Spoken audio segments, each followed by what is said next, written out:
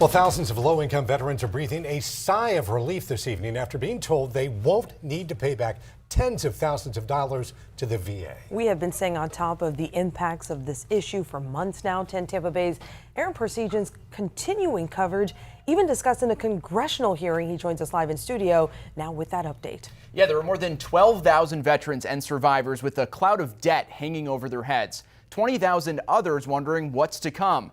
Now, months later, they are feeling a sense of relief, including a local vet who I broke the news to.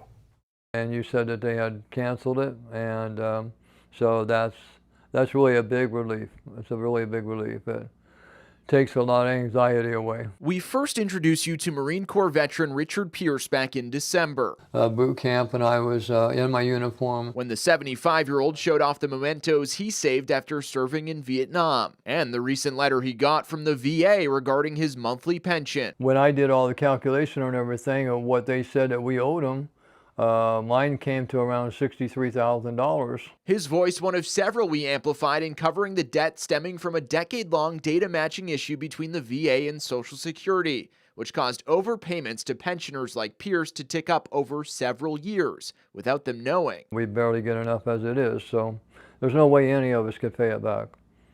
Just no way. And now they won't be forced to. The VA telling us in a statement they are canceling out veterans' debt if it incurred as a result of this data integrity issue. There's no reason for them to try to take anything away from us, especially when it was never any of our faults. And as like I said before, I don't see how they can even say that they overpaid us.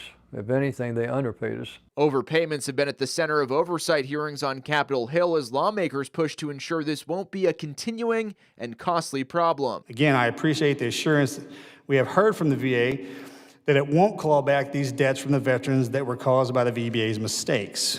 But this is just another example of how accounting problems cause serious problems. In the meantime, this is a load off the shoulders for veterans like Pierce, just trying to make it by on a fixed income. That was a big relief, a big relief.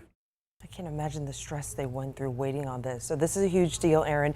How will veterans and their families know that they are actually in the clear? Well, for the ones that are informed that they had a debt to begin with, they'll likely receive some follow-up from the VA, either a call or a letter telling them that this will be zeroed out. For the other ones that they were waiting to establish that debt, they'll likely be going through some of those claims right now, and as they process those people will be notified as well that if it was a result of this data matching issue, they will have no debt as well. All right, great reporting there. So if you have any questions about this for the VA, we have a link to their website and a phone number that you can call. You'll find that on our free 10 Tampa Bay app.